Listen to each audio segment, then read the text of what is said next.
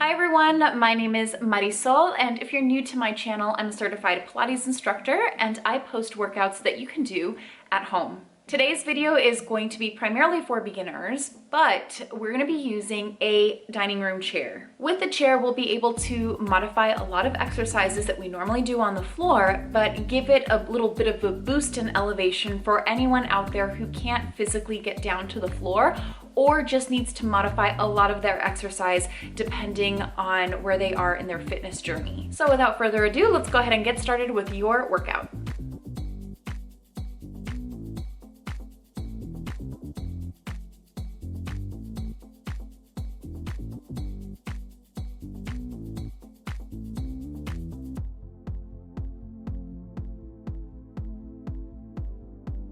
All right, so we're gonna start with a little bit of a warm-up for the legs, right? So we want to get that blood flowing, we wanna get the circulation going, the legs warmed up, the whole body warmed up really. But just know that for this particular warm-up, if it causes any tension in your knees, any tension in your hips, just know that you can modify to whatever range of motion you need. Now, if it's to the point where it's causing any sort of pain, get rid of the exercise and let's just skip through to the exercises that you do feel comfortable doing for your body. All right, so let's go ahead and get started standing.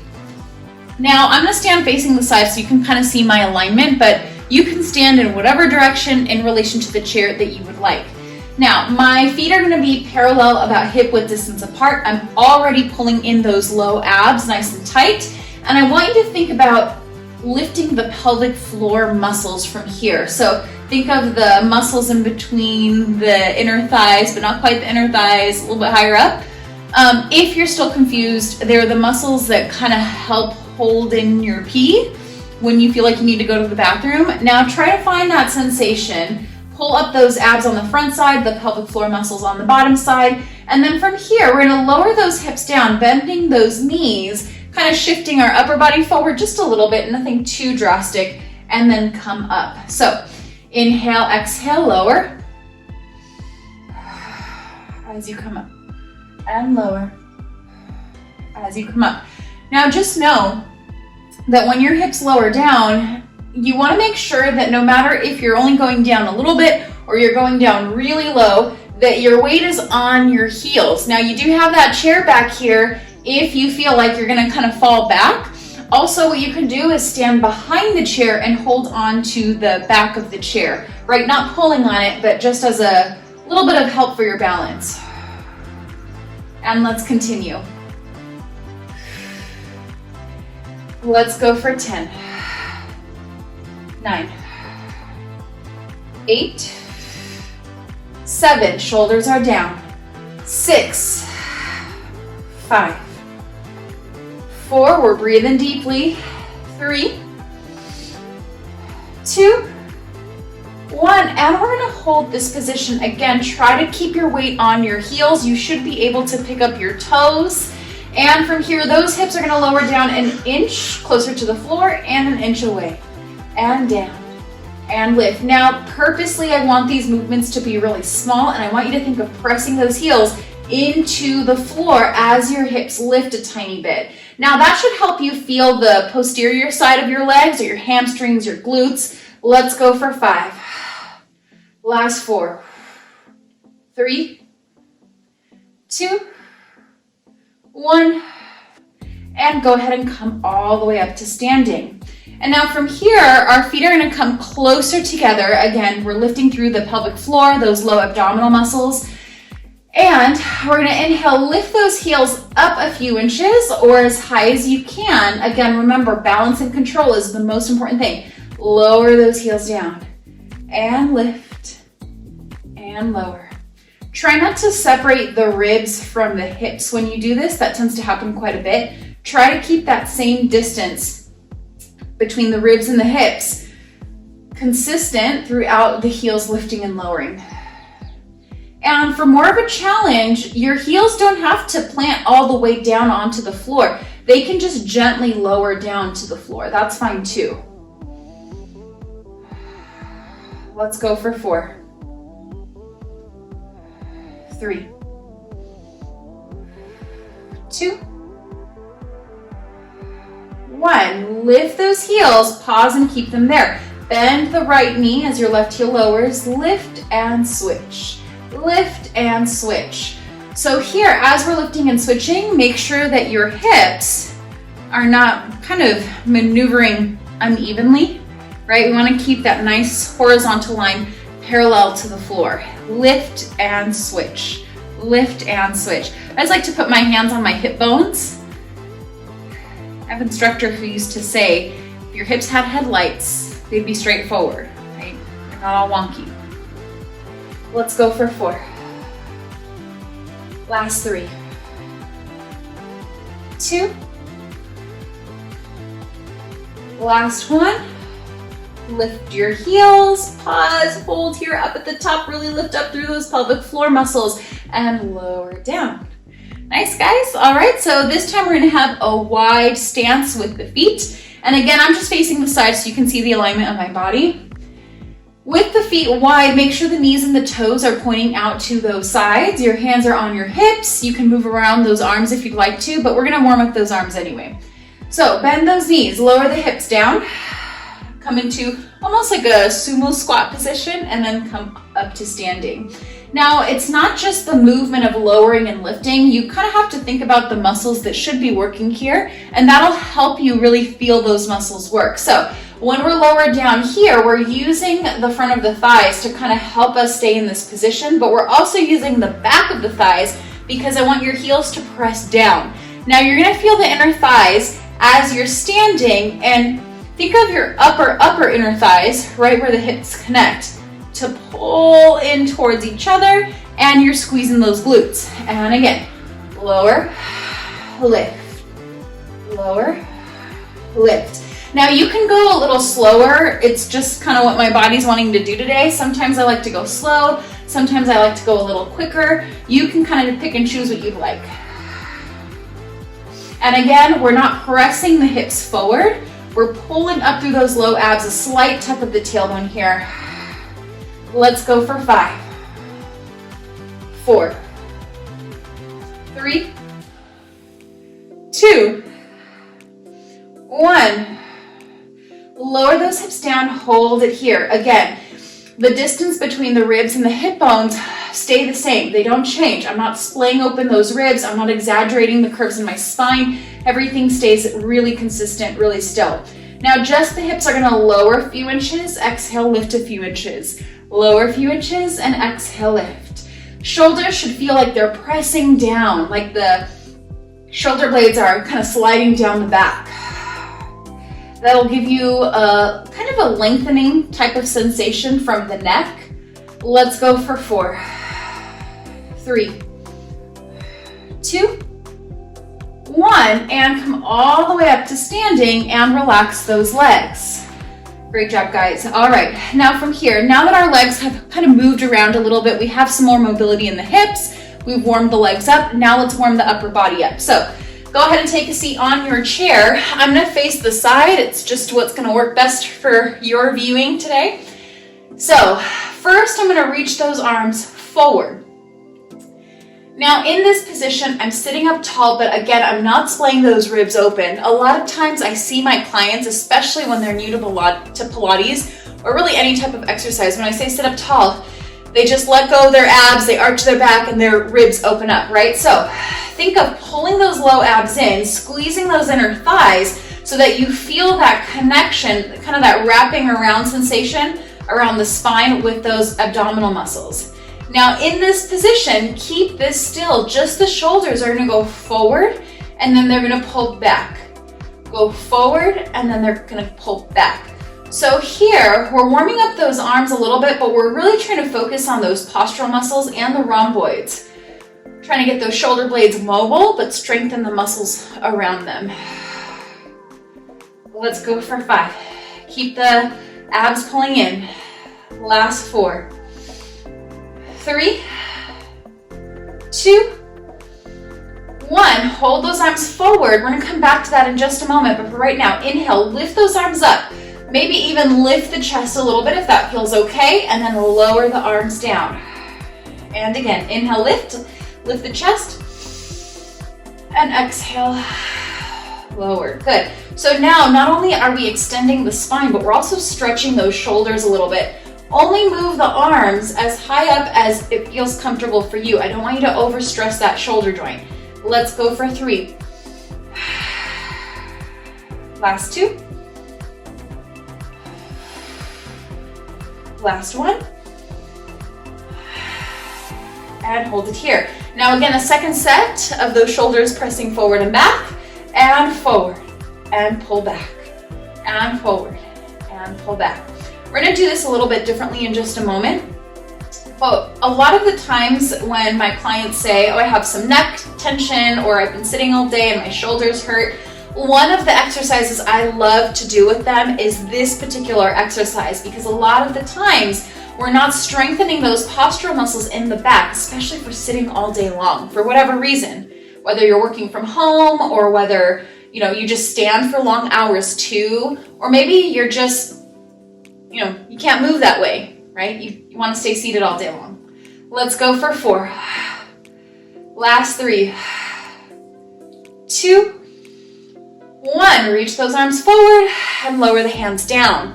Now I'm going to turn to face the back so that you guys can see the back side of my body and kind of see how the scapula is moving in and out.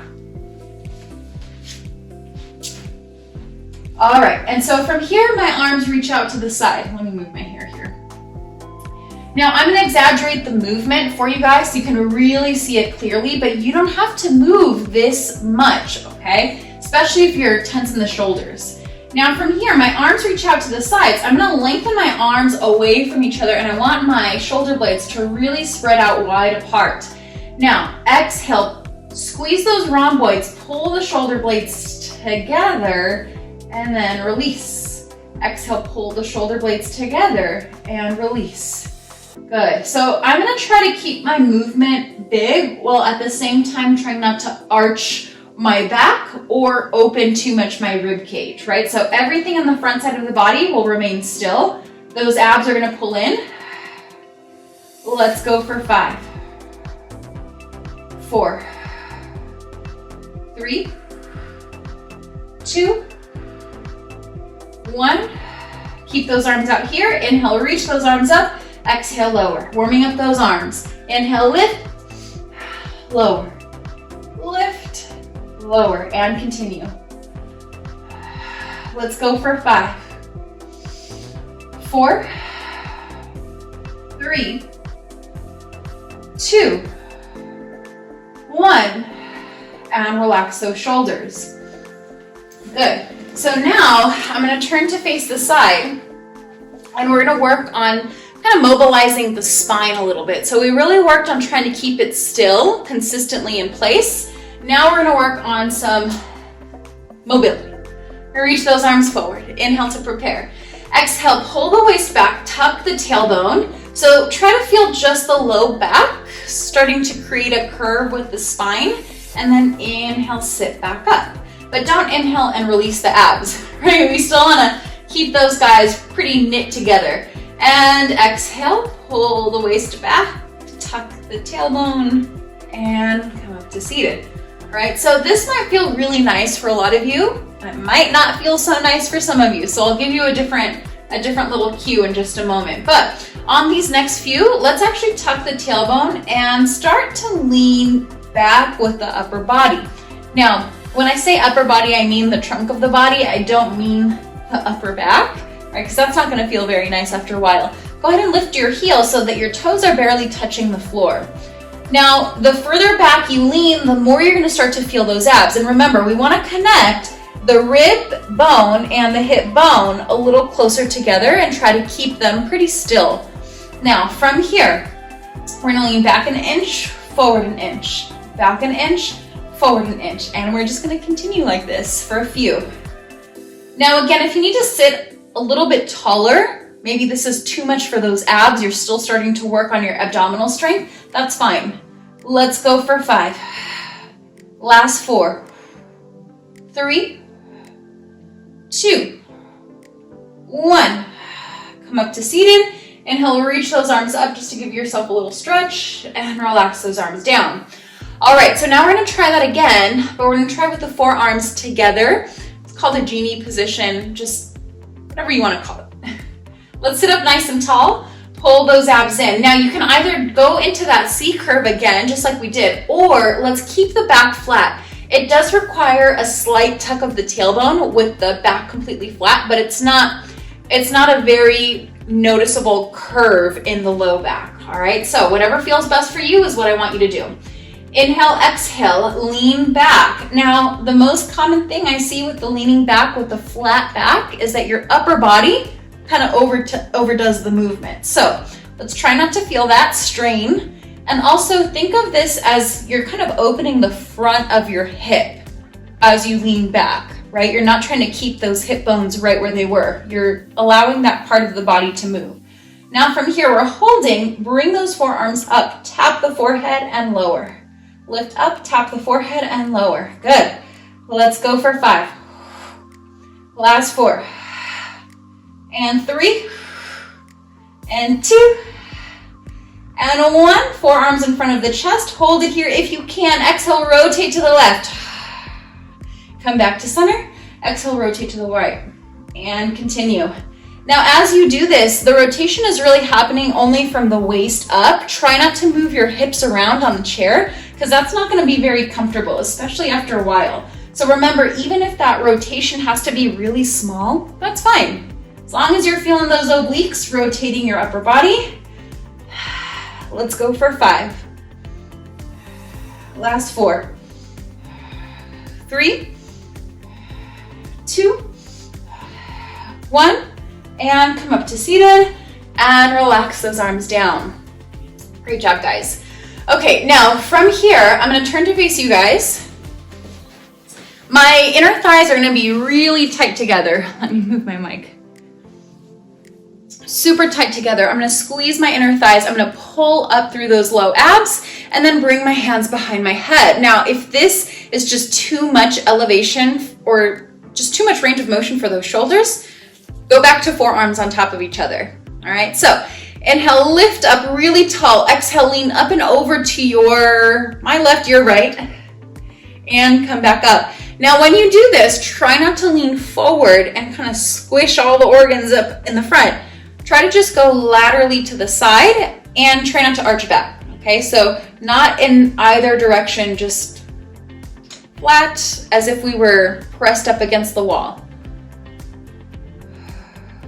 Good, and you want those abs to be pulled in at all times. So that's why I always like to tell my clients, kind of squeeze your legs together. It'll activate those glutes, it'll pull those abs in, especially when you're first starting. It's hard to think about just one body part or one muscle, especially if you don't know what that muscle is or where it is or what it should feel like. So just try squeezing those legs together, pulling those abs in. And this is not about leaning as far over as you can. I would much rather you find length in your posture and then lean up and over by tilting the rib cage towards the side that we're going to. So think my left, your right, right rib to right hip as the left rib kind of stretches out a little bit, and same thing on the other side.